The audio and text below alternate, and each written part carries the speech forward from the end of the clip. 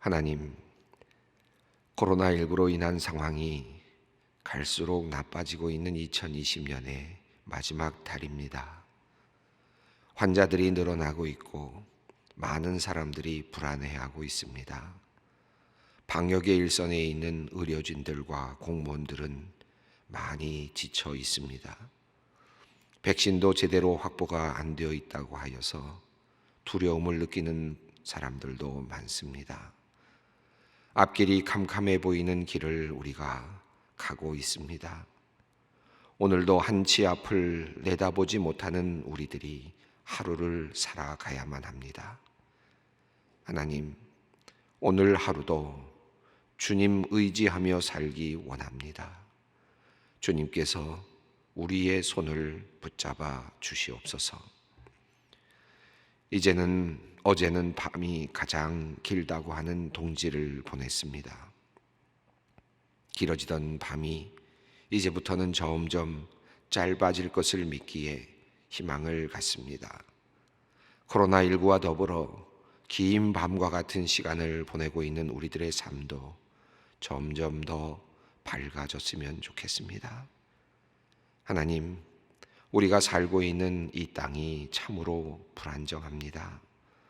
전염병으로 인한 걱정과 두려움, 이로 인해 발생하고 있는 경제적인 침체, 부동산의 급등과 세제 정책의 변화로 인한 혼란, 정의라는 이름으로 보기에도 민망하게 싸우고 있는 정치권의 모습, 이념으로 나눠진 대한민국, 밖으로는 북한의 위협, 일본과 중국과 미국 등 강대국들과의 국제관계의 불안함, 하나하나 걱정하고 생각하다 보면 과연 우리의 미래가 안전할 수 있을까 하는 생각도 듭니다.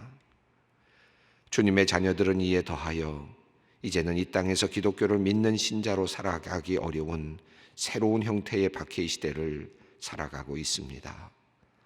하나님, 우리가 과연 이런 상황 속에서 교회를 잘 지켜낼 수 있을까? 우리의 믿음을 잘 지켜낼 수 있을까 하는 걱정과 두려움도 또한 있습니다. 하나님, 우리에게 강한 믿음을 주시옵소서. 어려운 현실 앞에서 담대할 수 있는 믿음을 주시옵소서. 힘들고 가능성이 없어 보이는 현실이지만, 고통스러운 시간이지만, 이 자리에, 이 시간에 하나님께서 우리와 함께 하심을 우리로 보게 하시고 알게 하시고 믿게 하여 주시옵소서. 하나님께서 일하시는 모습을 보며 감사하게 하시며 담대하게 하여 주시옵소서. 하나님, 이러한 어렵고 힘든 현실 속에서도 우리는 때로 나태하고 게을러질 때가 있습니다. 하나님을 온전히 믿지도 못하면서 안일한 마음으로 생각 없이 살아갈 때도 많습니다. 문제를 해결할 능력도 없이, 문제를 해결할 의지도 없이 그저 흘러가는 대로 무가치하게 인생을 살아가는 불행한 인생이 되지 않았으면 좋겠습니다. 우리에게 주어진 현실을 직시하면서 여러 상황 속에서 최선을 다하며 살아가는 진실된 주님의 종들이 되게 하여 주시옵소서. 오늘 하루도 의미 있는 한 장의 벽돌을 쌓고 한 그루의 나무를 심는 그러한 진보가 있게 하시고 희망을 만들어가는 하루가 되게 하여 주시옵소서. 하나님, 우리 소망교회가 주님께 빈 방을 내어드리듯 수양관을 생활치료센터로 내어드릴 수 있게 되어 얼마나 감사한지요. 수양관에 오는 환자들이 그곳에서 쉼을 얻고 몸도 마음도 회복되어 건강하게 나갈 수 있었으면 좋겠습니다. 하나님께서 우리의 기도를 들어주시던 그 귀한 자리이니 혹시나 그곳에 머무는 동안 마치 야곱이 돌베개를 베고 자다 주님을 만난 것처럼 환자들도 베델의 경험을 할 수 있었으면 좋겠습니다. 혹시나 그들이 그곳에서 하나님의 이름을 부를 때 주님께서 속히 만나 주시고 위로하여 주시고 고쳐 주시옵소서. 주님, 이 땅의 교회들을 위하여 기도합니다. 다툼과 분열이 멈추지 않는 이 땅에서 교회들마저 다툼과 분열로 세상 사람들에게 희망을 주지 못하고 있음을 봅니다. 하나님의 영광을 가리지 않도록 교회가 바로 서기 원합니다. 주님께 헌신한 목회자들의 마음을 순결하게 하시고 또한 교회 장로님들과 직분자들의 마음을 깨끗하게 하여 주시옵소서. 성령께서 역사하여 주시어서 모든 주님의 직분자들이 하나님의 음성을 들으며 주님의 영광을 위하여 일할 수 있도록 이끌어 주시옵소서. 주님, 이단과 사이비가 코로나19 상황 속에서도 여전히 기승을 부리고 있습니다. 잘못된 가르침으로 교회와 가정을 무너뜨리고 이 사회를 혼란스럽게 만들고 있으면서 도리어 목소리를 높이며 활동 영역을 넓혀가고 있습니다. 온라인상에서 버젓이 활동하며 사람들을 유혹하고 있는 모습을 보면서 안타까운 마음으로 주님께 간구합니다.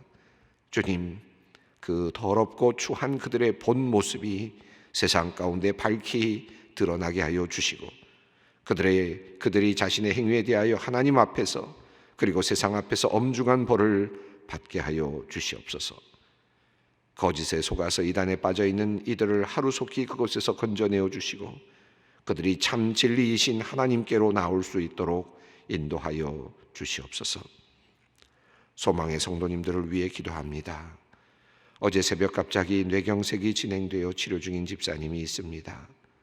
눈에 초점도 잘 못 맞추고 말도 어눌한 상황입니다. 걱정하는 가족들의 마음에 믿음을 주시옵소서. 막힌 것을 주님께서 열어주시고 모든 시술이 잘 되어 건강한 모습으로 돌아오게 하여 주시옵소서. 사랑하는 며느리의 암 수술을 앞두고 간절히 기도하시는 권사님이 계십니다. 이번 주에 진행되는 모든 검사에서 좋은 결과가 나와서 다음 주 수술에 어려움이 없도록 주님 도와 주시옵소서. 수술 부위 이외에 다른 곳으로 전이가 없도록 주님께서 단단히 지켜 주시옵소서. 어제 정립선 수술을 받고 회복 중인 장로님을 위하여 기도합니다. 하나님께서 수술의 시간에 함께하여 주셨음을 감사드립니다. 통증이 속히 사라지게 하시고 주님께서 빠르게 회복토록 생명의 기운을 넣어 주시옵소서. 투여되는 모든 약물과 치료의 모든 과정이 주님의 은혜로 순종하게 잘 이루어지게 하여 주시고 건강한 모습으로 속히 만나게 하여 주시옵소서. 이제 하나님의 말씀 앞으로 나아갑니다. 주님의 말씀에 목말라 이 새벽 주님 앞에 나온 우리에게 주님 말씀하여 주시옵소서. 생명의 말씀 안에서 우리가 평안을 누리고 세상으로 나아갈 힘을 얻게 하여 주시옵소서. 우리 주 예수 그리스도의 이름으로 기도드리옵나이다. 아멘. 오늘 주시는 하나님의 말씀은 사도행전 16장 16절로 24절 말씀입니다. 사도행전 16장 16절로 24절 말씀 각자의 자리에서 우리 조그만 소리를 내어서 함께 봉독하도록 하겠습니다. 우리가 기도하는 곳에 가다가 점치는 귀신 들린 여종 하나를 만나니 점으로 그 주인들에게 큰 이익을 주는 자라. 그가 바울과 우리를 따라 소리질러 이르되 이 사람들은 지극히 높은 하나님의 종으로서 구원의 길을 너희에게 전하는 자라 하며 이같이 여러 날을 하는지라. 바울이 심히 괴로워하여 돌이켜 그 귀신에게 이르되 예수 그리스도의 이름으로 내가 내게 명하노니 그에게서 나오라 하니 귀신이 즉시 나오니라.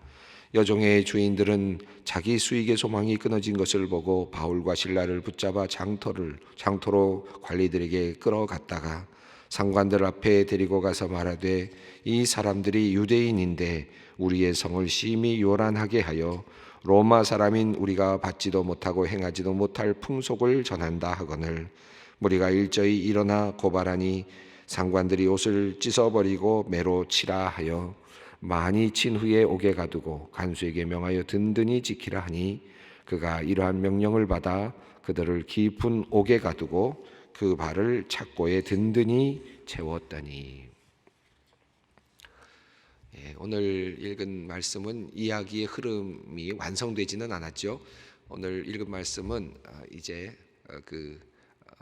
하나의 사건이 전개되고 있는 전반부에 해당이 됩니다. 우리가 지금 어디쯤 있나요? 우리는 지금 바울과 실라 그리고 디모데가 그리고 또한 누가가 포함될 수 있습니다. 이들이 지금 전도의 여행을 지금 하고 있는 그런 과정 중에 있고 우리가 그것을 살펴보고 있습니다. 드로아에서 이제 하나님의 계시의 그 음성을 듣고 그리고 이제 배를 타고 사모드라게로 가게 되고 그리고 네아폴리로 가게 되고 그리고 이제 빌립보로 가게 되었습니다.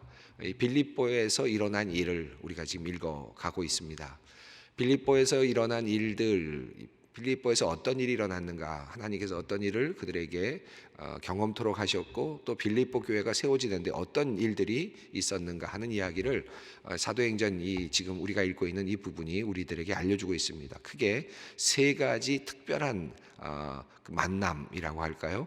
하나님의 섭리, 빌립보 교회가 세워지는 그 하나의 기둥과 같은 일들, 사람들에 대한 이야기가 소개되는데 첫 번째로는 루디아라고 하는 사람에 대한 이야기가 먼저 나왔습니다. 여러분 아시는 것처럼 루디아는 그 자주 옷감 장사였습니다. 어쩌면 여성 사업가라고 할 수 있겠고 그리고 아마도 돈을 가지고 있는 재력이 있는 또 어느 정도의 자유를 가지고 있는 그런 상인이었을 것입니다. 힘 있는 그리고 여인이었던 그분이 또 자기 집도 가지고 있는 그분이 바로 이제 예수 그리스도를 믿게 되었다라고 하는 것이고 그래서 그의 집을 열어서 이제 사도들을 영접하고 그곳에서 실제로 이제 빌립보 교회가 태동되는 모습을 우리가 살펴보았습니다. 이 루디아의 이야기 속에서 우리가 흥미있게 살펴볼 수 있었던 표현이 있었는데 하나님께서 그의 마음을 열어주셨다라고 하는 표현이었습니다. 그냥 옆에서 듣고 있는데 루디아가 바울과 그의 일행들이 그 강가에서 이야기하고 있는 이야기를 듣는 중에 그의 마음이 열렸다. 근데 그 열린 주체가 누구냐? 열은 사람이 누구냐? 열은 존재가 누구냐? 하나님께서 그의 마음을 열어주셨다. 하나님의 주도권, 하나님께서 그렇게 하셨다라고 하는 사실을 알려주었습니다. 이것이 굉장히 중요한 전도의 그 방법이기도 하고 또 그래서 우리가 전도할 수 있는 희망이기도 한 소망을 갖게 되는 것이기도 합니다. 우리가 앞서서도 이미 나왔습니다마는 우리가 전도할 때 우리의 힘으로 하는 것이 아니고 전도는 우리가 설득하는 것도 아니고 우리가 설복시키는 것도 아닙니다. 전도는 우리가 알고 있는 신앙 또 우리가 믿고 있는 이 신앙을 이 복음을 사람들에게 이야기하는 것입니다. 그냥 그 이야기를 전하는 것이죠. 근데 하나님께서 그 전하는 자리에서 듣는 사람의 마음을 열어주시는 그런 사건들을 만들어내시죠. 그래서 전도가 이루어지는 겁니다. 여러분이 한 사람을 붙잡아 놓고 여러분이 복음을 전한다고 하면 생각해 보세요. 여러분의 자녀도 못할 겁니다. 여러분의 남편도 설복하지 못할 거예요. 여러분의 아내도 설복하지 못할 겁니다. 우리가 설복으로만 생각한다면 우리는 말로 복음을 온전하게 전할 수 없습니다. 능력이 있는 것은 복음이 능력이 되는 이유는 그 복음이 전해지는 그 순간에 하나님께서 듣는 사람의 마음을 열어주시기 때문에 그래서 복음이 전파되고 전도가 이루어지고 하나님의 사람을 하나님께서 골라내시고 그리고 초청하시는 것이죠. 구원하시는 것입니다. 이것이 전도입니다. 그럼 우리가 그 사건에 연결되고 또 그 사건과 함께 그 전도의 하나님의 사역에 우리가 사용될 수 있다는 것이 은혜이지 내가 사람을 끄집어내고 내가 전도해내고 내가 설복시키는 그런 의미가 아니다 하는 것을 우리가 기억할 필요가 있습니다. 특히 루디아의 이야기 속에서 우리가 그 사건을 그 하나의 중요한 교훈을 얻게 됩니다. 자, 첫 번째 만난 사람이 루디아였다면 이제 두 번째 만난 사람의 이야기가 오늘 전개되고 이제 계속 내일까지 이어지게 되는데 이 이야기는 여종에 대한 이야기입니다. 그리고 이 여종은 귀신 들린 여종입니다. 그리고 점치는 여종이었습니다. 자, 그 스토리를 우리가 한번 읽어보겠습니다. 16절 우리가 읽습니다. 우리가 기도하는 곳에 가다가 점치는 귀신 들린 여종 하나를 만나니 점으로 그 주인들에게 큰 이익을 주는 자라. 빌립보 지역에서 일어난 일입니다. 빌립보 지역에서 기도하며 그곳에 유하며 말씀을 전하고 있었던 사도들도 전도자들, 바로 이 전도자들이 지나가고 있는 중에, 기도하려고 지나가고 있는 중에 점치는 귀신 들린 여종, 점을 친다, 귀신이 들렸다, 여종이다, 이 세 매우 중요한 표현들이 나왔습니다. 점을 치는데 그 능력이 대단했던 것 같습니다. 점으로 주인에게 큰 이익을 주는 사람이었다. 귀신 들려서 악한 영에 사로잡혀서 사람을 꿰뚫어 보는, 또 어느 정도를 보는, 또 사람들에게 감동을 줄 만큼, 감복해 할 만큼의 능력을 보여주는 그런 여종이었습니다. 물론 주인이 있었겠죠. 이 주인이 이 여종을 통해서 많은 이득을 취하고 있었다라고 성경이 말하고 있습니다. 아마도 점을 치게 해서 그 점치는 비용을 사람들로부터 받으면서 여종을 사용하고 있지 않았을까, 그렇게 생각이 됩니다. 자, 이런 상황 속에서 이제 어떤 일이 일어나는지 17절 읽습니다. 그가 바울과 우리를 따라와 소리질러 이르되 이 사람들은 지극히 높은 하나님의 종으로서 구원의 길을 너희에게 전하는 자라 하며. 이 17절이 참 재미있습니다. 이 점을 치는 악한 영에 그 붙잡힌 여종인데, 이 여종이 따라다니면서 바울과 그리고 실라와 디모데와 그 일행들을 따라다니면서 뭐라고 말하느냐 하면, 이 사람들은 지극히 높은 하나님의 종이다. 하나님의 종이다. 구원의 길을 너희에게 전하는 자들이다. 이게 틀린 말이 아니잖아요. 그렇죠? 그리고 이들이 지금 여기서 지극히 높은 하나님이라고 하는 표현은 물론 이들의 개념으로서는 유대의 하나님을 말하는 것은 아닐 것이고, 또 유대교로부터 나타나서 진행이 되어서 예수 그리스도까지 이어지는 그러한 그 초대교회 교인들이 믿고 있는 하나님은 아니죠. 그러나 빌립보 사람들이 알고 있는 전 세상을, 온 세상을 지으신 분, 온 세상을 다스리고 계시는 하나의 초월적 존재, 이 초월적 존재, 신에 대한 그 개념을 가지고 있는 그 개념을 이용하면서 이 지금 젊은 여종이 이렇게 예언을 합니다. 이 사람은 지극히 높은 하나님의 종이다. 정확하게 짚어냈습니다. 구원의 길을 너에게 전하는 자들이다. 이렇게 이야기를 합니다. 귀신들도 알고 떠느니라 라고 하는 말씀처럼 이 귀신들도 하나님의 그 아들됨, 하나님의 그 자녀됨을 알아차렸고, 또 하나님의 종됨을 알아차렸고, 그것을 서슴없이 지금 이야기를 하고 있습니다. 자, 이런 상황 속에서 18절 말씀, 바울과 또 일행들이 어떻게 했는지를 보게 됩니다. 이같이 여러 날을 하는지라 바울이 심히 괴로워하여 돌이켜 그 귀신에게 이르되 예수 그리스도의 이름으로 내가 내게 명하노니 그에게서 나오라 하니 귀신이 즉시 나오니라. 이같이 여러 날을 했다 라고 하는 표현이 나옵니다. 그런데 바울이 심히 괴로워했다 라고 그렇게 표현이 되어 있습니다. 계속 따라다니면서 마치 놀리듯이 미친 사람 같은 사람이, 귀신 들린 사람이 계속 쫓아다니면서 이 사람은 지극히 높은 자의 종이다, 높으신 하나님의 종이다, 그리고 구원의 길을 너에게 전하는 자다라고 그렇게 이야기를 하면서 쫓아다녔다는 거죠. 이것을 계속 며칠 동안 경험하다가 바울이 그리고 심히 괴로워했다 이렇게 표현을 했습니다. 여러분, 이 대목이 이해가 되십니까? 저는 한편으로는 그냥 읽어 내려갈 때는 괴로웠겠다. 미친 사람이, 귀신 들린 사람이 계속 쫓아다니면서 놀리듯이 계속 이렇게 이런저런 이야기를 하고 다니니까 괴로웠겠다, 정말 귀찮았겠다, 이런 생각이 들으면서 그냥 스쳐 지나갔었어요. 그런데 어느 날 제가 이 부분을 읽어 내려가다가 묵상하다가 이런 생각이 들었습니다. 뭐가 나쁘지? 뭐가 잘못됐지? 뭐가 그렇게 심히 두려웠을까? 심히 괴로웠을까? 이런 생각을 다시 해봤어요. 왜냐하면 여러분 한번 생각해 보시죠. 지금 바울과 실라가 하나님을 전하기 위해서 그곳에 왔고, 지극히 높으신 하나님에 대해서 알리기 위해서 그곳에 왔고, 구원의 길을 빌립보 사람들에게 알려주기 위해서 그곳에 왔습니다. 그런데 점을 치는 똑똑한, 당시로서 그 지역에서 이 소위 말하는 능력 있다고 알려진 그 점치는 여종이, 돈도 꽤나 버는 여종이 쫓아다니면서 계속해서 증언을 해주고 있는 것 아닙니까? 이 사람이 구원의 길을 말하고 있다라고 하는 사실을 정확하게 지금 이야기를 하고 다니고 있잖아요. 어떤 생각이 들었을까요? 저라면 이걸 이용할 수도 있었을 것 같아요. 얼마든지 그 점치는 그 여자 종의 그 말을 이용해서 어떤 권위를 가지고 그가 예언하는 그 말의 권위를 가지고 거기서부터 출발해서 전도를 하면 조금 더 쉽지 않았을까? 여러분 어떻게 생각하십니까? 그런 유혹이 있었을 것 같아요. 저도 그런 생각이 조금 들었을 것 같습니다. 괴로워했다라고 하는 표현이 혹시 그와 같은 그 괴로움은 아니었을까? 마음의 흔들림은 아니었을까? 야, 이것을 이용해서 내가 복음을 전할 것인가? 귀신의 증언을 이용해서 내가 복음을 전할 것인가?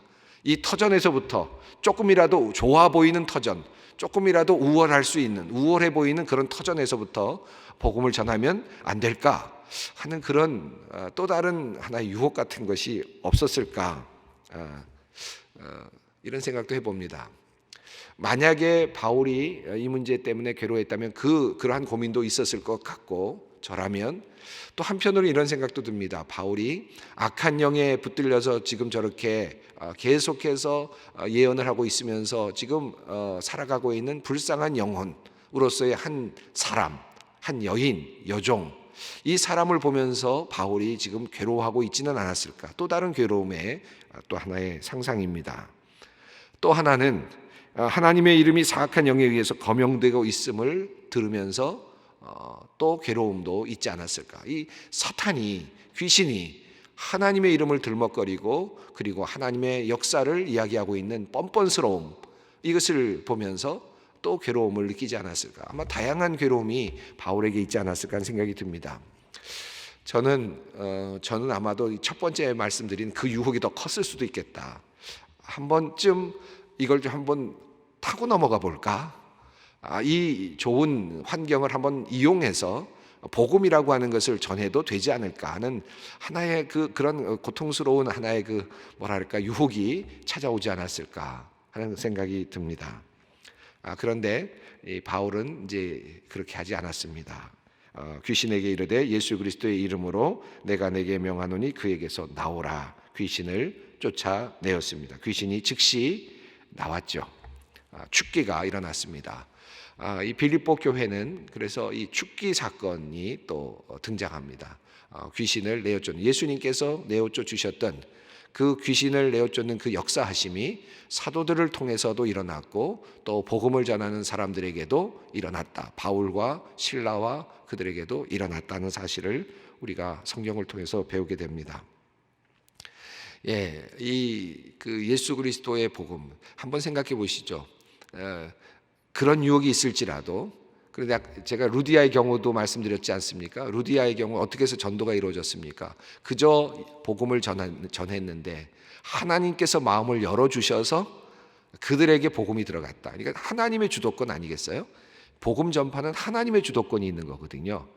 그런데 전도는 하나님께서 하시는 겁니다. 하나님의 선교입니다. 하나님께서 일으키시는 일이고 하나님께서 선택된 사람들을 불러 들이시는 거거든요. 우리를 도구로 사용하시는 거죠. 그런데 만약 바울이 이런 조그마한 귀신의 능력, 귀신의 영향력, 또 그 지역에서 이 여종이 지금 가지고 있는 어떤 조그마한 힘, 어떤 영적인 힘이라 그럴까요? 귀신의 힘, 이런 것들을 이용해서 복음을 전하려고 했다면 얼마나 창피했을까요? 얼마나 참 무모한 일입니까? 하나님께서 말만 해도 루디아 같은 사람을 옆에 붙여주셨다가 마음을 열어주셔서 모든 집까지 내어놓으면서 사역을 하도록 도와주는 그런 사람을 만나게 해주시는데, 지금 귀신 들린 사람의 그 어떤 힘, 이런 정도를 이용해서 하려고 했다면 그것은 하나님 앞에서 참으로 부끄러운 일이 아닐 수 없었을 것입니다. 바울은 그렇게 하지 않았습니다. 단호하게 그와 같은 힘을 버릴 수 있는 그런 결단이 있었습니다. 귀신은 즉시 나왔죠. 자, 그런데 이 일이 결과적으로는 바울과 실라 일행들에게는 사실 너무나도 힘겨운, 견디기 어려운 사건이 되었습니다. 19절 읽어봅니다. 여종의 주인들은 자기 수익의 소망이 끊어진 것을 보고 바울과 실라를 붙잡아 장토로 관리들에게로 끌어갔다가, 자, 그리고 20절입니다. 상관들 앞에서 데리고 가서 말하되 이 사람들이 유대인인데 우리 성을 심히 요란하게 하여. 21절 있습니다. 로마 사람인 우리가 받지도 못하고 행하지도 못할 풍속을 전한다 하거늘. 자, 여기 보시면 여종의 주인들이라고 되어 있습니다. 한 사람이 아니네요. 주인이 한 사람이 아니라 아마 여러 사람들이 주인의 역할을 하고 있었던 것 같습니다. 이 여종의 그 힘에 들러붙어서 지금 먹고 살고 있는 그런 사람들이 꽤나 많이 있었습니다. 자기의 수익이 끊어진 것, 소망이 끊어진 것을 보고 바울과 실라를 붙잡아 장터로 가게 되었습니다.